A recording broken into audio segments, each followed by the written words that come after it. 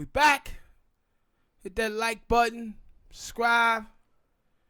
I'm gonna start this thing out today with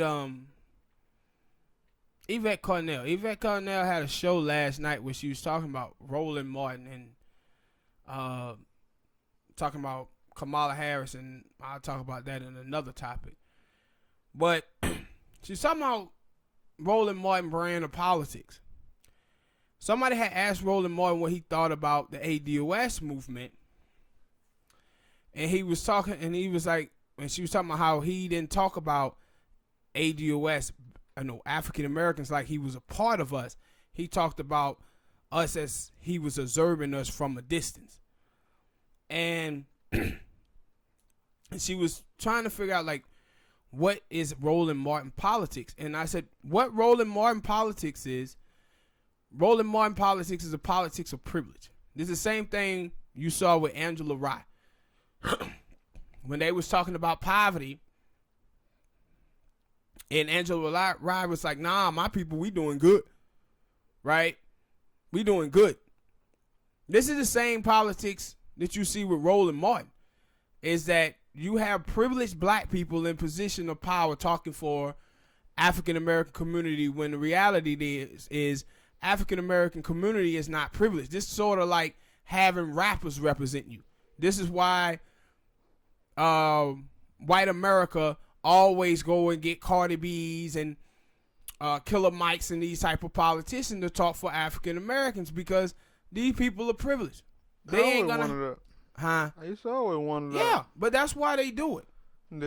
And so you see the CNN, the NBC correspondents or whatever, and I ain't saying nothing wrong with them wearing suits and stuff, but the outfits and stuff they used to be sitting there wearing, I'm like, yo, those are a bunch of suburban middle class people, and not poor black people. Yeah, and that's why I said, like, when you look at hip hop music, like back in the 80s or whatever, and you saw the rappers and how they looked like people who was in your community.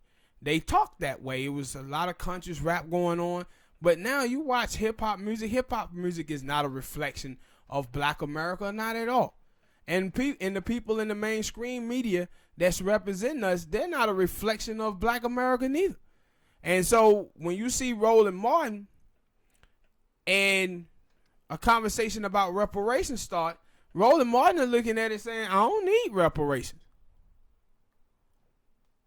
That ain't me.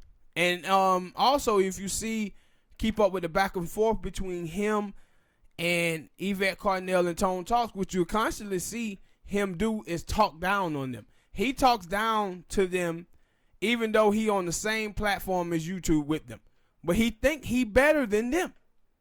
This is the same type of talk that you would see from Angela Rye when she was talking to people who of the ADOS community. She talked down to them as well, and this is their politics. But it was last year, right before the midterm elections, Roland Martin, he had his show over there, and he had some black Democrats on and some black conservatives, and they was talking about Claire McCaskill.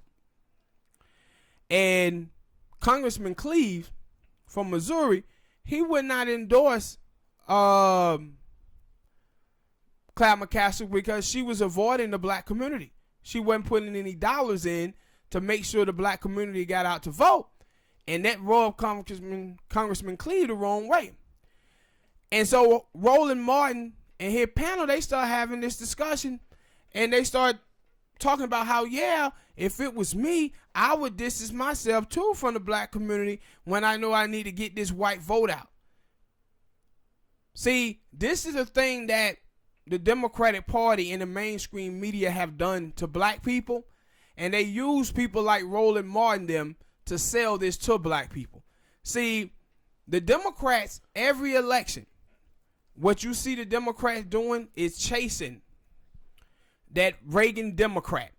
But nobody wants to tell you why that voter is a Reagan Democrat. It was because of the Southern strategy. Bernie Sanders said a couple of weeks ago, he was like, white people were fed niggers. And they was fed niggers. And so the Democrats tell black people the only way they can win is they have to get these Reagan Democrats, and black people don't seem to understand that the way you get them is by ignoring the black community. That's how you get those people. So what those people believe in is tax and spend liberals going to get my hard-earned money to these undeserving blacks and Latinos. So that's why you never see them talk about anything for its economics or having a black agenda.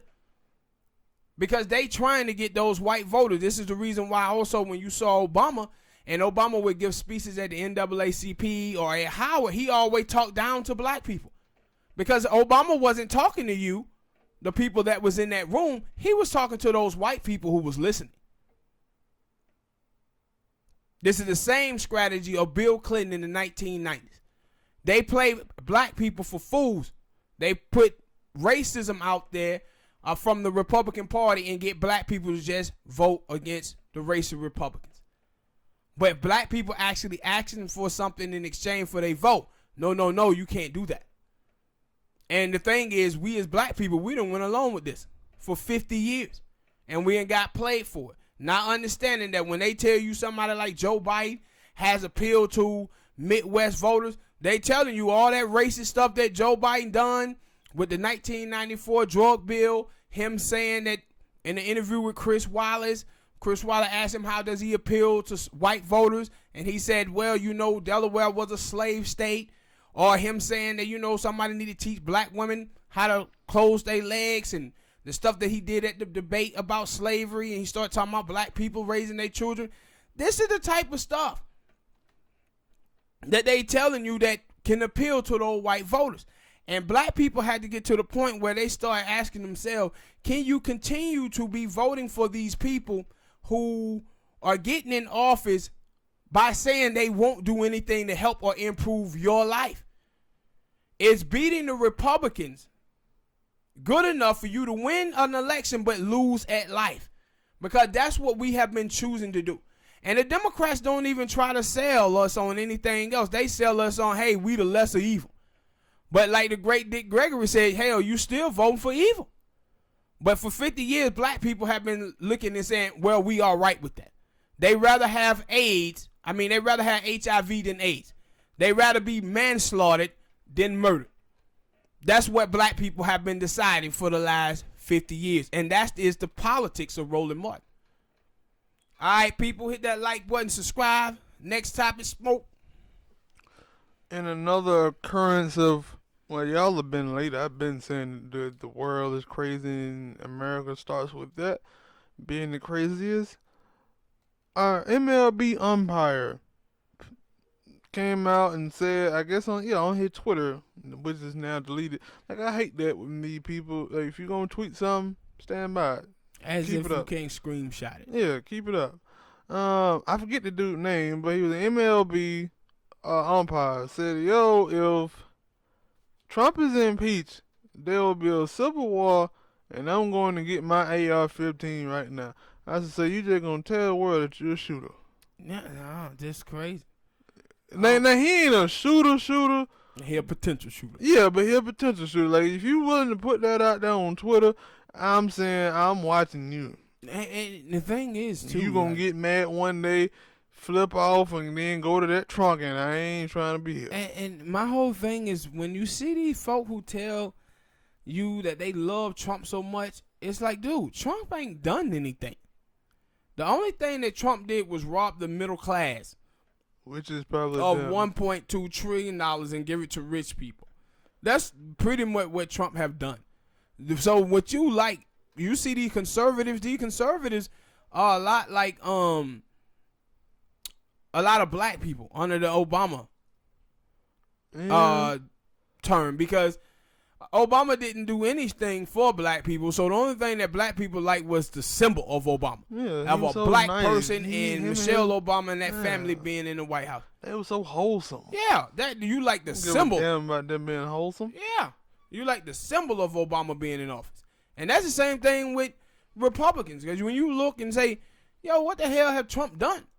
He's all gone. Yeah, he ain't He's done nothing for us. He's fighting for us. Yeah, he ain't done jack. Like he told you he was going to build a wall. Haven't been built.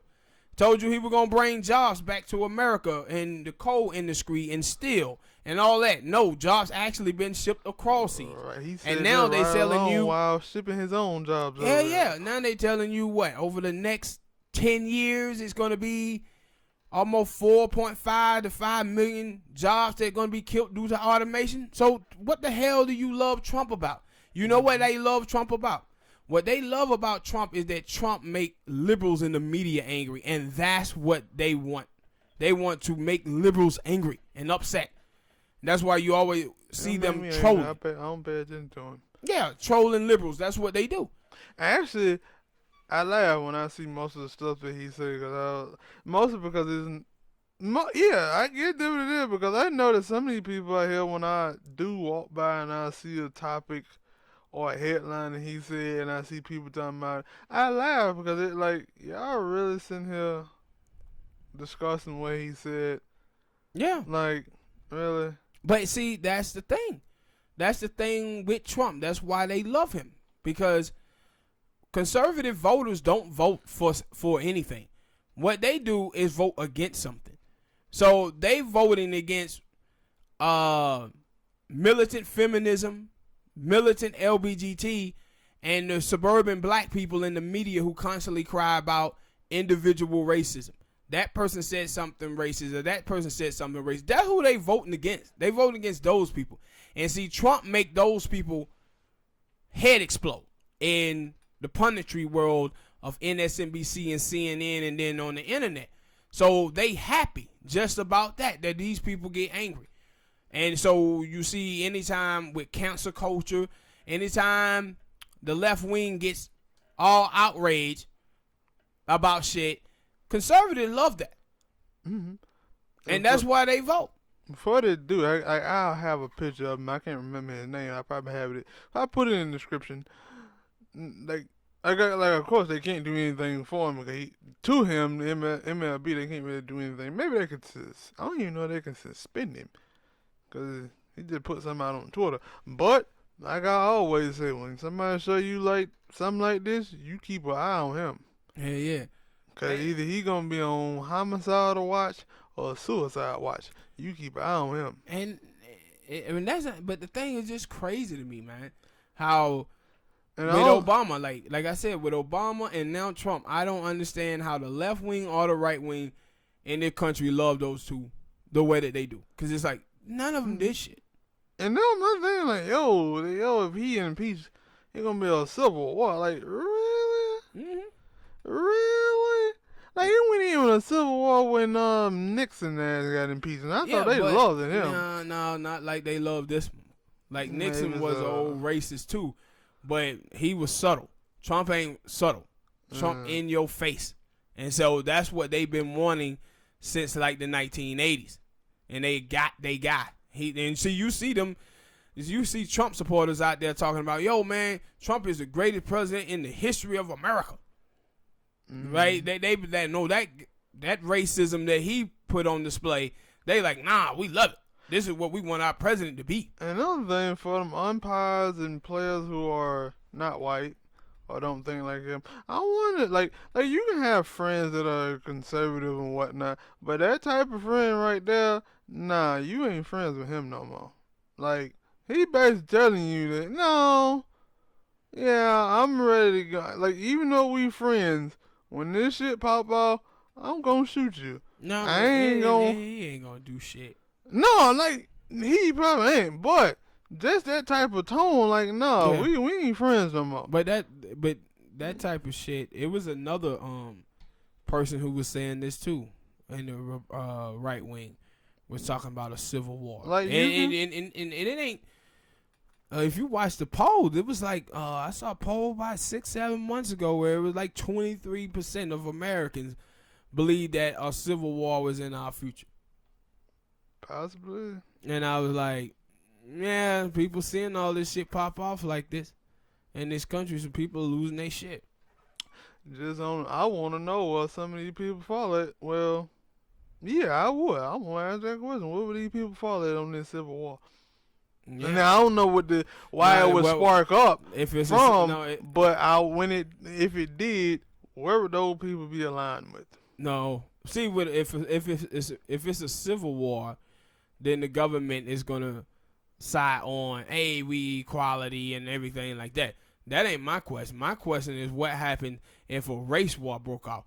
And what's going to happen, in my opinion, is going to be a lot of sad black people out here because a lot of these white liberals and progressives, they think they're friends. They're going to be on the opposite side.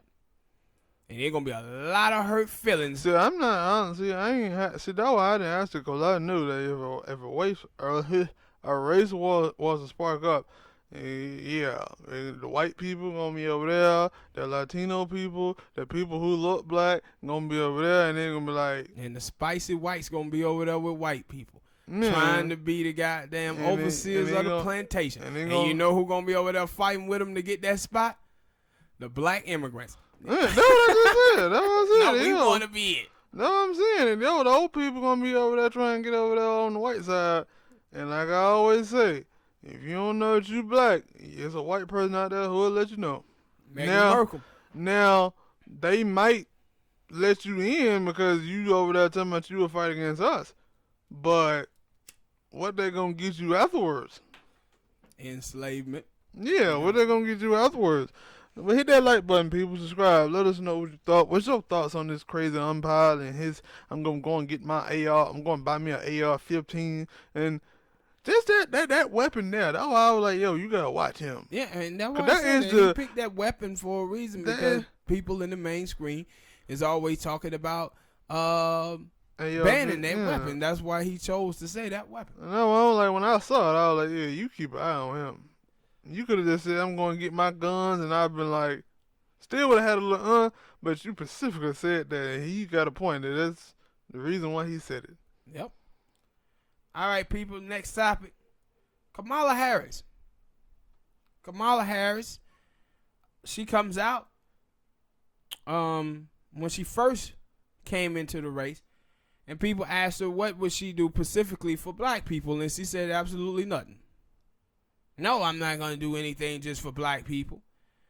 Well, Kamala Harris come out this week and talk about a reparation plan for Indians. Talking about the Indians were here first, talking about giving land to the Indians. But when it was black people, she said, I can't do anything for a Pacific group. This is the same thing that Obama did too. When Obama was saying that I'm just not the president of black America. I'm the president of all America. But then you see him do stuff for the Indians, and then he did $38 billion to Jewish people from the Holocaust, and then he had gay stuff that he was passing, and then he did the LIb Act just for women. But then when it comes to black people, it's class-based politics for black folk. And this is the same thing that you see from Kamala Harris here. And we as black people, we got to pay attention to these politicians and understand that. Yeah, I was going to say that, like, they got a point, but then at the same time, as black people, you got to look at that and say, okay, you could have just said, yo, I'm going to try my best to do a lot for everybody, but then you specifically say, no, but yeah, just say, yo, I'm specifically to try my best to do everything for every race, black people, but to just say, no, I just can't do nothing for them. I'm going to do something for everybody. You just let them black people know that they shouldn't vote for you. Yeah, and see, and my point is... Because you kind of scuffed that see, question. If you did that with everybody, when gay people start talking or these other groups start talking, and you say, well, I'm president of everybody, I just can't focus on one group. That would be fine. But the thing is, they don't. They only do that when it comes to African Americans. When it comes to black people, and black people start talking about on the black agenda, here you go with class-based politics. All shores lift all boats. Well, black people ain't got no goddamn boat. That's the problem. So we drowning. That's why black people need some policy that directly affect their communities. But then they want to give you these class-based politics and trying to trick you into believing that class-based politics, universal program, can handle a race problem and it can't. And that's the thing with black people. Black people need to understand. We talk about racism, but one of the things that a lot of black folks in the mainstream media, they done made our worst problem is name calling. White black people calling you nigga or saying some shit like that. That's not black people's biggest problem. Black people biggest problem is racism, white supremacy, policing, banking, housing, education. That's where black people have been affected the most. I don't care about a white dude across the street that's racist. I care about a white person who racist that I'm trying to get a job with. Mm-hmm. I care about a racist police officer or a racist judge or a racist lawyer or a racist banker or a racist politician. I care about those people, not the dude who on my job. Okay, you ain't really got to talk to him. No, and then if he get wrong, you can put them hands on him. But that's the thing, like with Kamala Harris, though, and you see where she aligns herself at. At first, she came out with all this black stuff, and then when black people didn't go for it, now you see her going on to this Native American Indian stuff. Because that's who she is in the first place. This is who she always claimed to be before she ran for the Senate out there. And then you see her poll numbers also tanking in California. Like, she can't even get, she knew that, high numbers in the state that she represents. She knew them people in California didn't like her like that.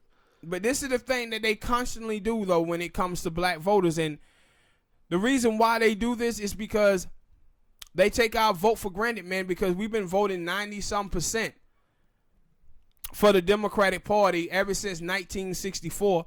And the thing is, the last time the Democratic Party won the white vote was way back in the 70s when Jimmy Carter won. That's the last time the Democratic Party won the white vote.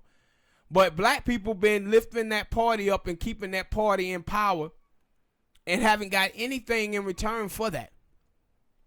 And this is how they sell it to us, though. They come and tell black people, no, we can't do jack for you, but you got to vote against those racial Republicans, though. And then they come back, hey, pandering to black women to try to get them to vote, but no tangibles for black women. Nothing to improve their lives, but want black women and black men to go out there and save them. Mexicans to go out there and save them. Save the Democratic Party. But you don't ever ask them to say, well, go ask the white people to save you. Why is it blacks and Latino job to save you guys from Donald Trump? Because we're superheroes. Like, why is that?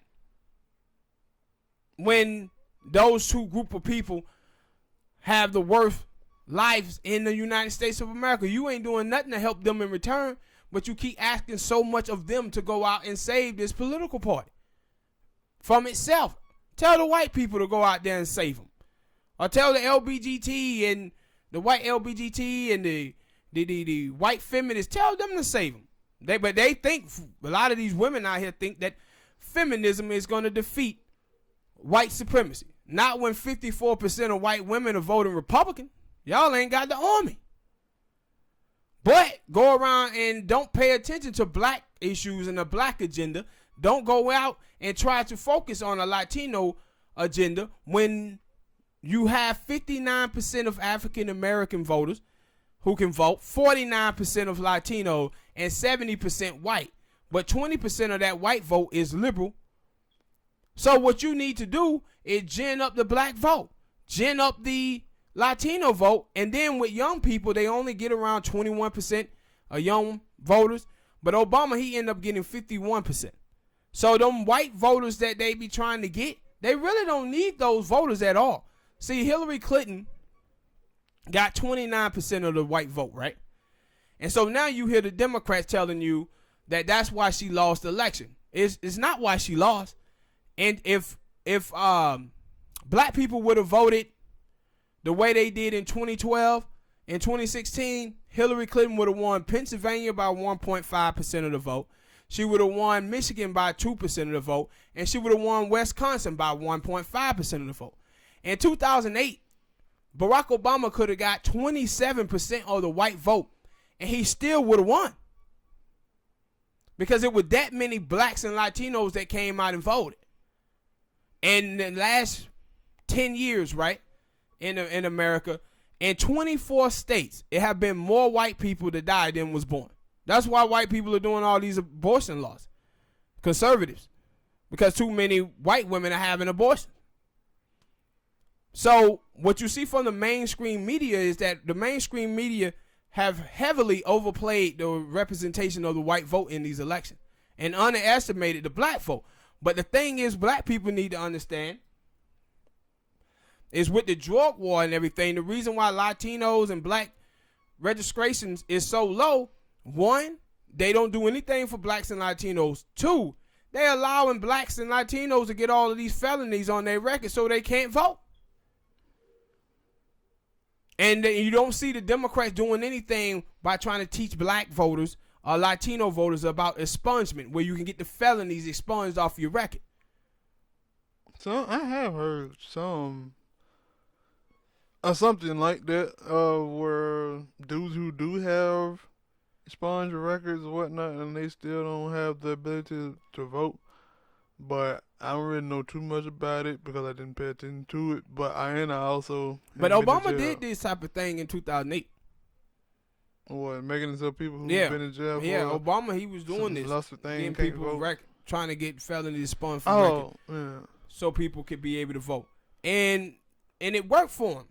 But because I think it was down there in New Orleans or something that there were prisoners who were trying to get ex-prisoners were trying to be able to use their vote, but they couldn't. It was something like that. It was one of them goddamn states. I can't remember. And what you see from Kamala Harris and Cory Booker, right? These are the two so-called black people in the race. None of them come out for reparation. The people who talking about reparation is a Mexican in Julian Castro and a white lady in Mariana Wilson. But they are down there with Mariana Wilson and Julian Castro for votes. And you got these folks afraid to say anything about a black agenda when you know damn well that black people chooses who the nominee gonna be for the party, because you got South Carolina and then you got Super Tuesday, and black people control the southern states. That's where we are populated at the most, in the South. So if you get black voters in the South, you win the nomination. But see, those folk believe that we don't have to do anything to get the black vote. They feel entitled to the black vote because we've been giving it to them for 50 years. So they don't have to work and get our vote. That's why you see them working to get Latinos. Why? Because the Latino break for the Democratic Party is 60-40. So they have to work to get that Latino vote. And I said before, if all the black people, all the gay people in America were black, the Democrats wouldn't do nothing on gay issues.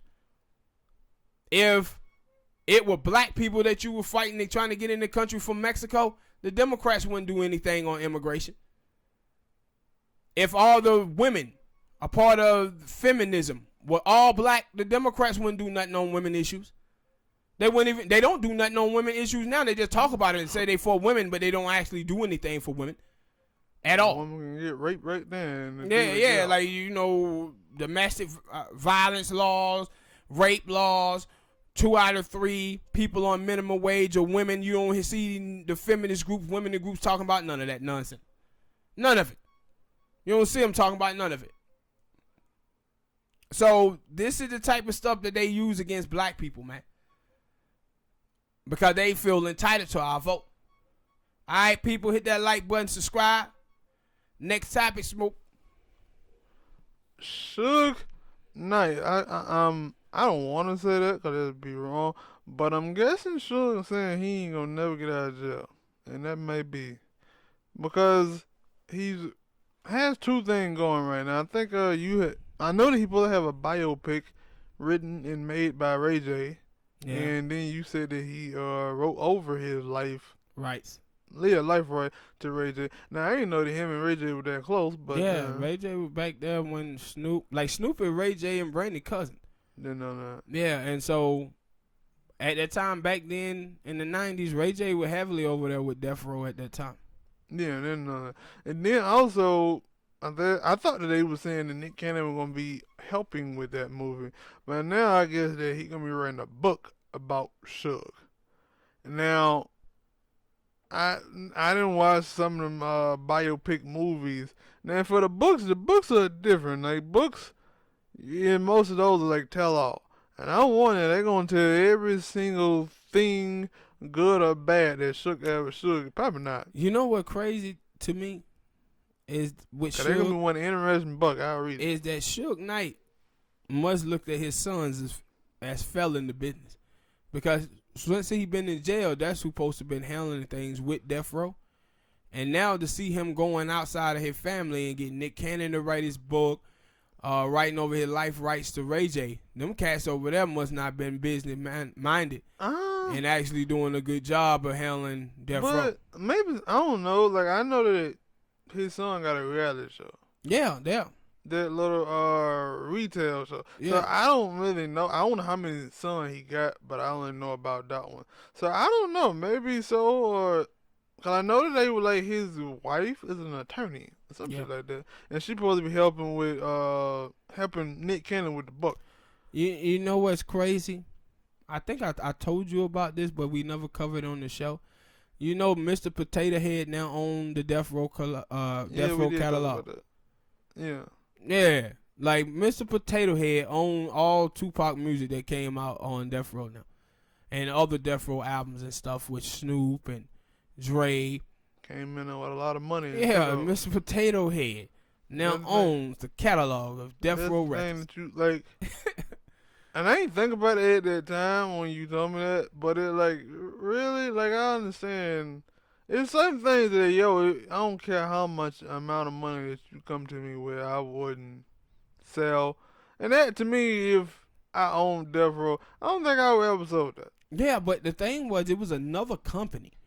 It was another company that had bought the rights to the catalog of Death Row, and then Mr. Potato Head, the company that represent Mr. Potato Head, came in and bought that company. So they got all of the Death Row catalog. And then you gotta ask the question: what the hell Mr. Potato Head gonna do? They gonna create a Mr. Potato Head and have him rapping lyrics? Nah, I think or that person who bought it just wanted that catalog. Death Row music being movies, or they can drop greatest hits albums. They can still make money off of that Death Row catalog, big time. Cause I want to know, like, well, people are I won't say stickler for biopics, and like I said, I want to know what parts of the story. Like, you can't tell no other parts of the Suge Knight story in a biopic unless you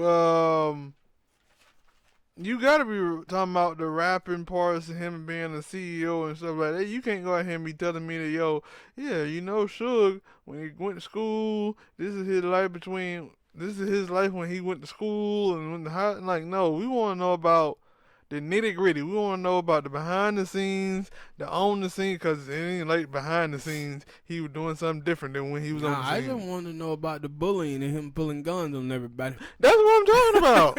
I want to see that part of something. That's what I'm talking about. Like, if you don't have none of that in there. I want to see the part where he made the dude from Death Row drink piss at that Christmas party when he was looking for Diddy mother out there in California. He was trying to get that dude to tell him where he lived. When he slept with Dr. Dre old lady. When he slept with what his name is? Daz Dillinger old lady. Yeah, I want to know all of this. Yeah, I want to see that part. Like, that's what I'm saying. Like, you got a movie, possible movie, and a book. If it ain't in the movie, it better be in the book. I don't want no, hey, we only gonna tell part of the story type shit. No, yeah, I want to see thing. The part with them in California, not California, but in Atlanta at the Jermaine Dupri social death party where a friend got killed by Diddy friend, and that's what really blew open the Death Row Bad Boy beef.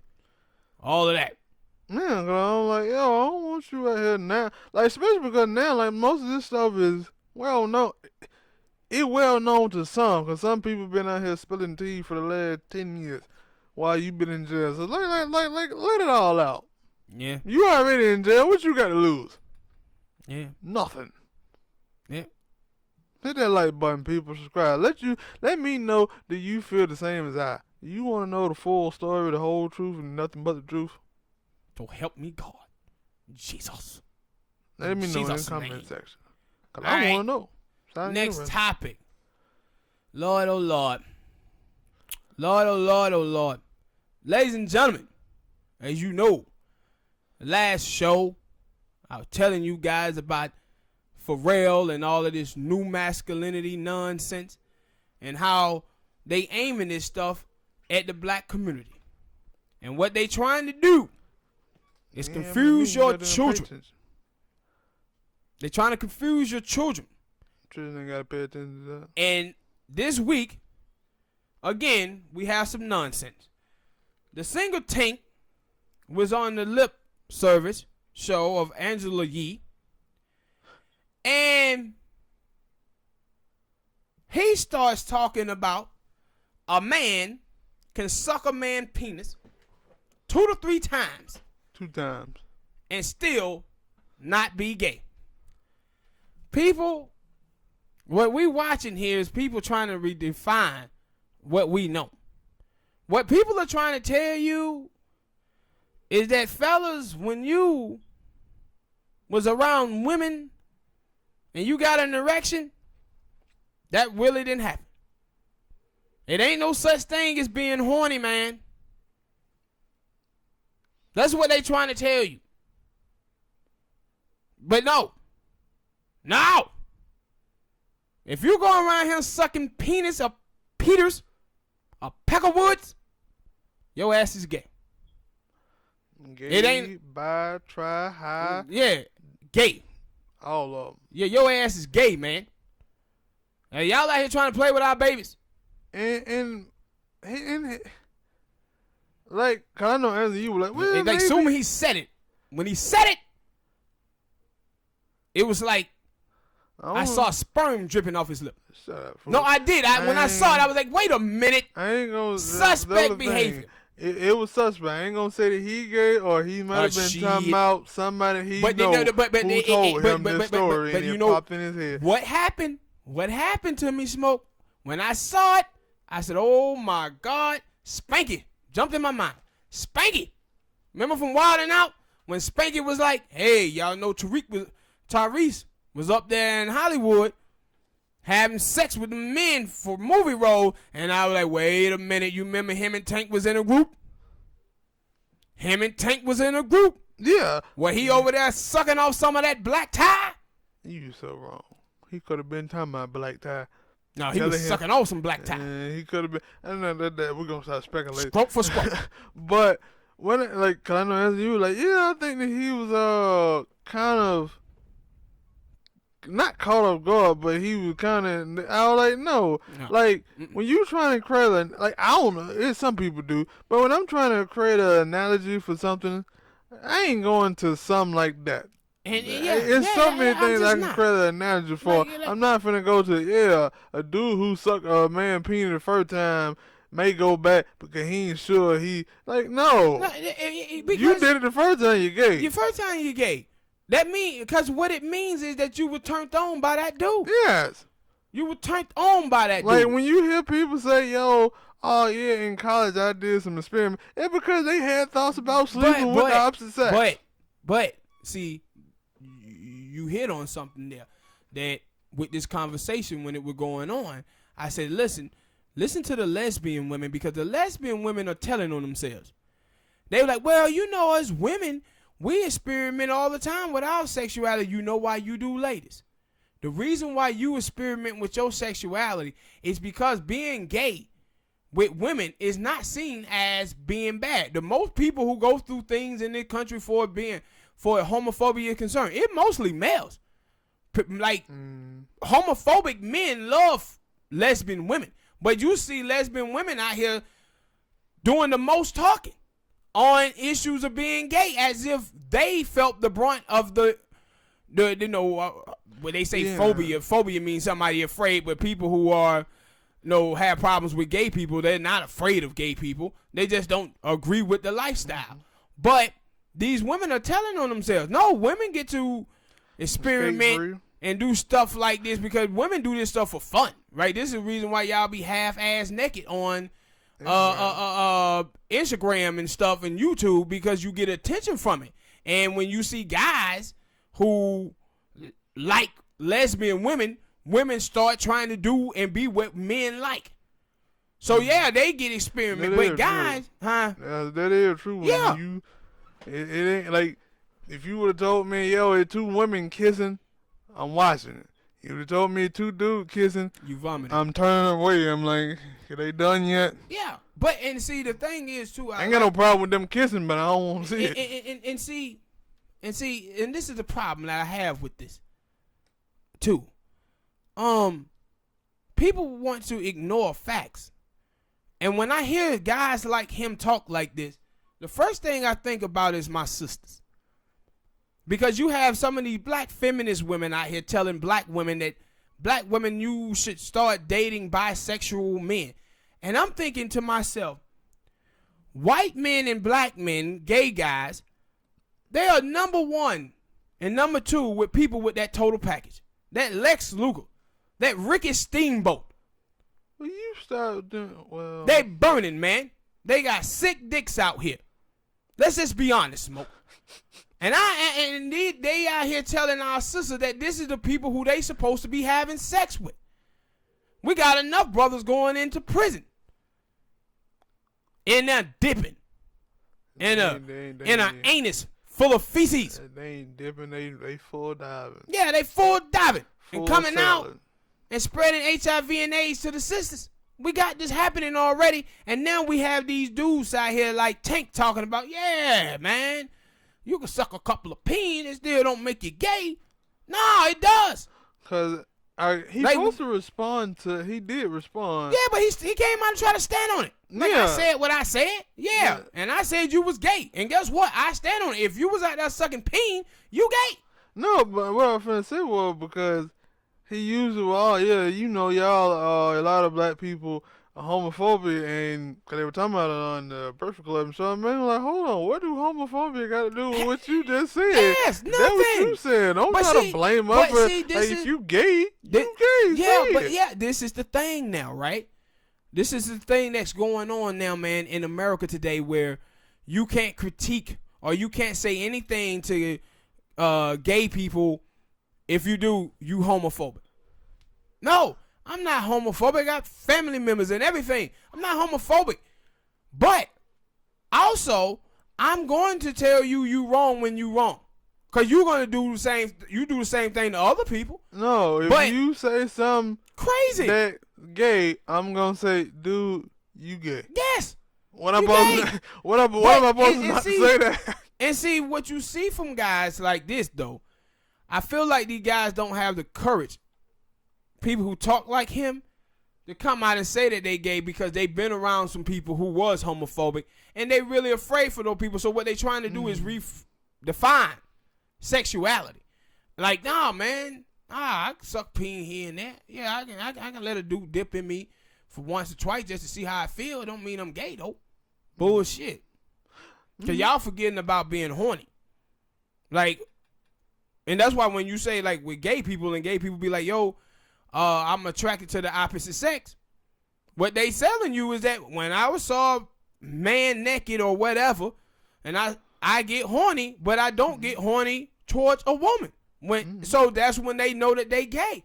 I remember one of the time I worked on, when I was working at this job, this dude named Telly, he was gay. And he told me about the first time he had sex with a woman. He was like 14, 15 years old. He had sex with a girl, and he said, I was confused.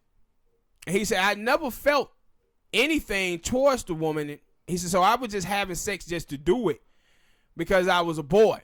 But he said, then, though, I saw a person naked when I was in high school doing shower, and I got turned on by that dude. And he said, that's when I knew I was gay, because I wasn't attracted. I didn't get horny by women, but I got horny by a dude. And he said, that's when I knew I was gay. But he didn't go suck a peen. You dig? He didn't go and say, let me go try this. Oh, it's not the, hey, I suck a peen. I ain't sure if I liked it or not. So let me go and do it again. No, you can't. Yeah, and see, you can see his point of view, right? His point was, by natural progression of life, men being in a relationship with women, that's what he saw the most. So he thought, yeah, I'm supposed to be with this girl. Mm-hmm. So that's why he had sex with her. Not because he was horny. But then when he found out that, no, I was confused. Why I didn't like this. It only took one time. He didn't need to go double back. Yeah, like he knew then. Like, no, something ain't right here. And then when he seen that man peen in that shower, he knew then. Like, nah, man, I'm attracted to guys. And then when he had sex with a guy, he liked it. He knew he was going to like it because he was physically attracted to that man anyway. Mm-hmm. Right? So when you hear these cats talking about, nah, you can suck a peen once, twice, and not be gay. Nah, let's get to the point why you suck the peen to begin with. See, it's women out there who is in relationship with men that are attracted to men, but they don't like sucking peen neither. They don't like sucking penile neither. Or, because I was seeing the thing. But you have to get to the point where what led you to suck that man peen. And you wasn't sucking that man peen because you was curious. You was sucking that man peen because you was attracted to that man peen. Mm-hmm. That's what it was. I was saying, I don't know if it was Tank or somebody he knew, but it's suspicious. Mm-hmm. Suspicious. Yeah. And he's talking about just peeing. I was like, nah, son, I think you pussy chasing. You might, like, if you guys like pussy, let's say you like pussy. And let it be.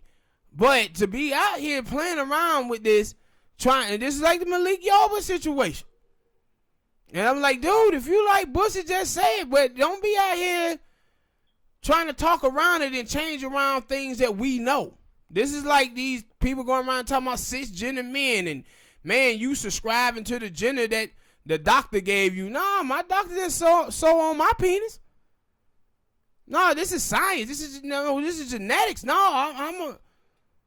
I'm a man. I'm a straight man. Like, they're going around talking about it ain't no such thing as a natural woman. No, it is. It's women who are born with vaginas. And also, I just want to say that, again, when these people open their mouth, they seem to not think far ahead. Because they too busy thinking about something going in their mouths. Shut up, fool. That's because he thought that he was going to be able to say that and not get any hit back. No, like, he didn't. He knew it. He just thought the white folk were going to come to his. Maybe so. Yeah, but see, this is the thing. Because I think, like, I did see some stuff about some people saying, yo, he was canceled and stuff like that. Like, I didn't. Yeah, I ain't talking about canceling him and everything like that. The brother is a very talented individual. I love his music. But my thing, like, because, like I said, I think before I speak. If it in that conversation, they were talking about people being liars and stuff. Like, that sucking peen and things like that would have never even came out my mouth. But I'm like, when I hear him say that, I'm like, yo, what made you say that? And then, did you not think about when you said that, like, yo, maybe you could put it in a joking way and people will let it go. But he said it like, no, it's a full-on thing. Like, yeah, and it like, people gonna start looking at you. You know the sad place is, I seen people co-signing him. I seen people on Twitter co-signing and I was like, oh my God, man, this that gutter sex. This that gutter sex, man. But with him, like, I can't say I'm not shocked about a lot of stuff people say, but that ain't the first time I heard somebody say that. I ain't seen a bunch of dudes on the world, so I was like, yeah, man, I done sucked the man penis and I ain't gay, and it was like, yeah, you are, man. You gay? What the hell you talking about? They sit around here acting like it's not a definition of the word gay. Like the word gay don't mean anything. Yeah, they were like, yo, dude, like, if you like sucking dudes out, that's your thing. That's your thing, but don't come on here and tell me you ain't gay. Yeah. They was like, stop it, yo. So when men have sex with women, they ain't straight no more. I guess not. That's what you see from these militant feminists women, these militant gay people. They out here taking over the left wing in this country.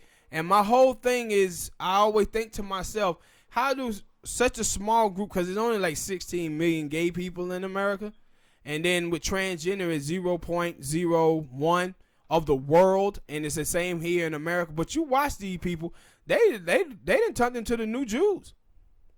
Because, you know, Jewish people got like 2.5% of the population. But if you say something about the Jews, you come out here apologizing like Mark Lamont Hill. And that's what you see now, that gay people got this type of power. But not only do they have this type of power, but gay people are really out here changing what we have known to be forever. Yeah, like, no, it ain't no such thing as gay.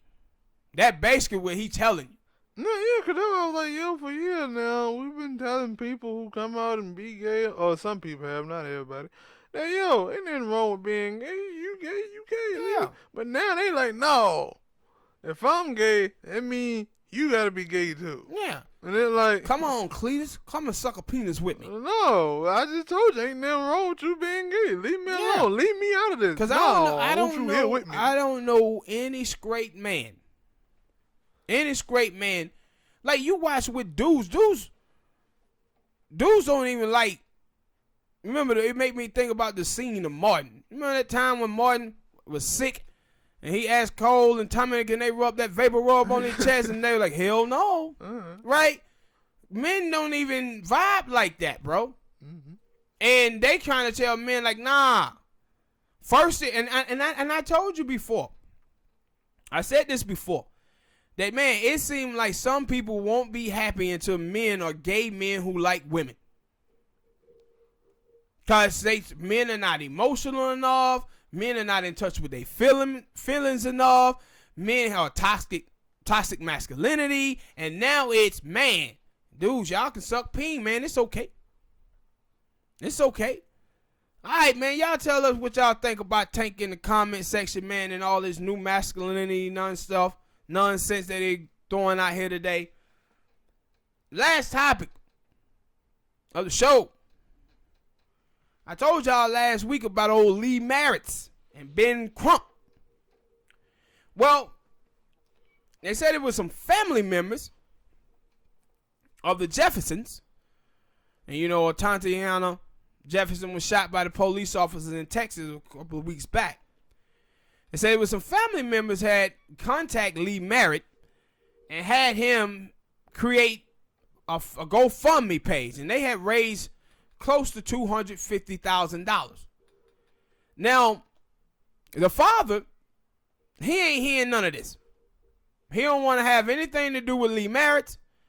And it was a couple of players, man, and big up to those brothers. One of them for the Houston Texans, and then Harrison Burns down there for the Dallas Mavericks. They had stepped up immediately and said they was going to pay for the funeral and everything. So big up to those brothers for stepping up to the table and helping the family out. But, so the father, he tells, Lee Merritt them, with all that money, I didn't ask for that money. We want nothing to do with Lee Merritt. So he files a suit to make sure that Lee Merritt have nothing to do with this case with his daughter. Because, her rights and everything to her life, it goes to the father and the mother. So he gets to say what goes on and what not goes on. The family members, they don't have any say in any of this. So guess what Lee Merritt does? He countersues the Jeffersons and say that they have to pay him in lawyer fees. Dude, they didn't hire you. You jumped on to that. Yeah. They didn't hire you. I'm about to bring you on. You hopped on this train. And see, this is what these cats are doing, man. Lee Merritt and Ben Crump, these cats are all about cashing in, man. They ain't no different than D-Ray McKesson and Alicia Garza, Sean King, them. What these folks are using, these dead folk, dead black people as a way to cash in. Settlement lawyers out there to get a bag. I think Tariq Nasheed called them ambulance chasers. They chasing ambulance. And that's what they do. But we don't never get justice in none of these cases that these cats be involved in, because they too busy trying to get the bag. And a lot of these black folks, sadly, they be trying to get the bag as well off their family members' death instead of getting justice. But it seems like Mr. Jefferson ain't having this. He like, nah, we going in and we want justice for our daughter. So congratulations to him and his family. But Lee married Benjamin Crump, and there's the little white chick that be with Benjamin Crump too. I remember they was out there, I think with the Trayvon Martin came right out of that, black people was celebrating her, and I was like, y'all out here celebrating these people trying to get the bag, bro. They trying to get the bag and not justice. And that's sad, because that's what black people got to start getting. No, I had always thought it was suspicious and weird that those polices or whatnot we used to get let go or let off, and then they'd be like, well, yeah, the state or the city paid their family such and such money, and they were like, that basically hush money. Yeah, but yeah, pretty much. And see, don't come out and say anything else on this situation, because it's over with. In these cases, Whitley married them though. They were like, yo, with these police shootings in America, they're saying the United States government is paying out billions every year. I said, wait till conservatives actually hear about all this money that is being paid out to these black families for these shootings. And that's when they'll start saying, black people going to get rich off of killing them. They'll be like, nah, lock them police up there. And also, man, with the Amber Geiger thing, too. The Amber Geiger family, as you guys know, we made a video a while back talking about the judge and the brother and the father and everything. And what I said at the time is that forgiveness without repenting is just foolish. And now you see that.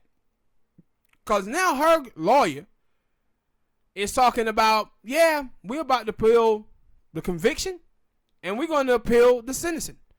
Now she got off light, 10 years, and the state of Texas won't have to do number 5, and then with good behavior, she could probably be out in 3. And they said, no, we're going to appeal this. And this is why I said, that girl did not go to court saying, hey, I killed the innocent man. Do with me what you shall. I deserve to be punished. That's not what she said. She went in there and pleaded guilty and tried to get off. And now, after all of that forgiveness that they gave her, telling they didn't want her to go to jail and all this, look what she's doing. She's still trying to get off on the time that she did get. The light time that she get. This is why black people can't be on this forgiveness nonsense. The same thing, like I said, with Dylan Ruff. They was out there forgiving him. I said, man, that man never asked y'all for forgiveness. Charlamagne did. Yeah. Some of them. Now, but maybe he was the only one. Maybe it was. I'm pretty sure it was some people out there that was. No, I'm talking about the direct family. The family of those individuals. No, but I'm also, them, and I'm pretty sure it was some other people out there who said, yeah, they should forgive him. Yeah. And I said, no, man, you don't forgive people without those people repenting. And that was a good book saying we're going to go in there and do the time because I actually did something to hurt someone. You don't forgive those people. And that's what you see from Amber Geiger. And Amber Geiger was using that. Using her white tears. Then the black judge talk about how, I didn't ask to hug her. She asked to hug me. Nah, that half of her was feeling bad because she was finna go to jail.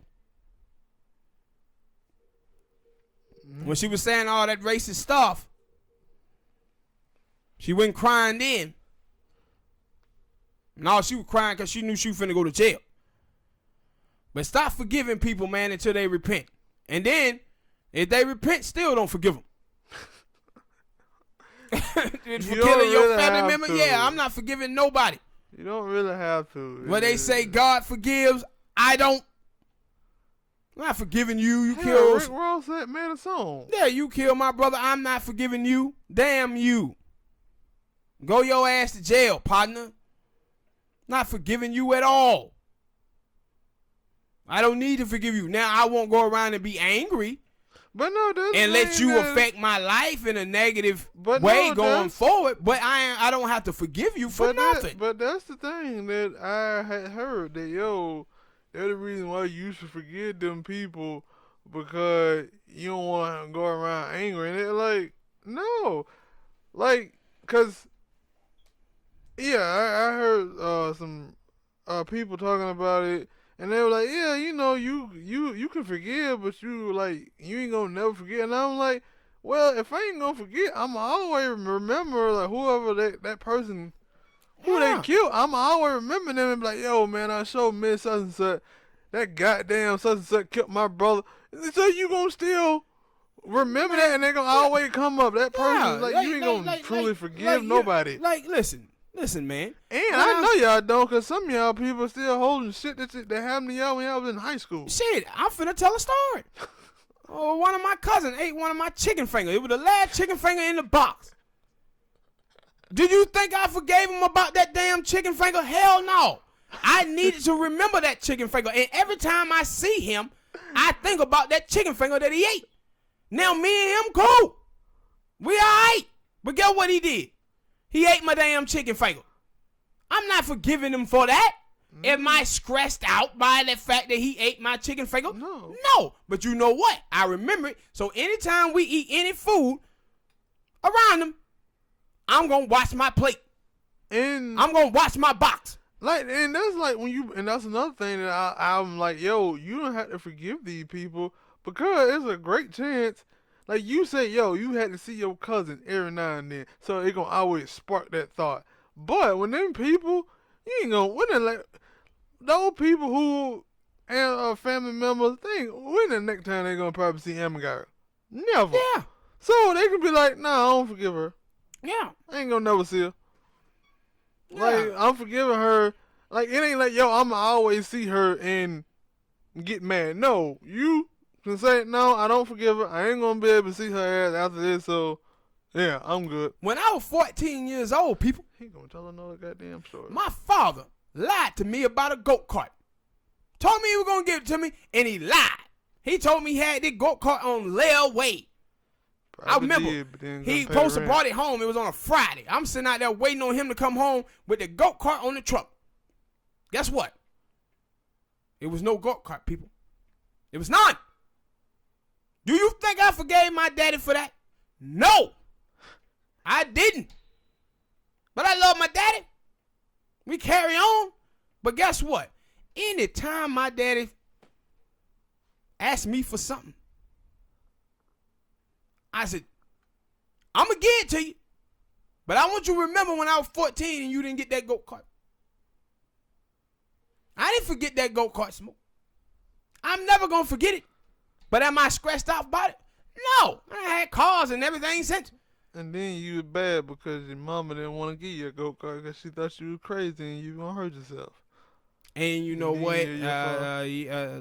Like 6-7 months after that, I actually built a little go-kart myself and then took it on dead man curl, flipped off of it, scraped my knee up. Got hurt really bad, so mama was right. But she at least got to give me the chance to hurt myself. You just can't judge me beforehand. You can't just judge me. All right, people. Hit that like button, subscribe. And we out. That's the show. We'll see you next time. Peace. And don't go around sucking no penis if you're a heterosexual male. We out. They just gonna leave on that topic.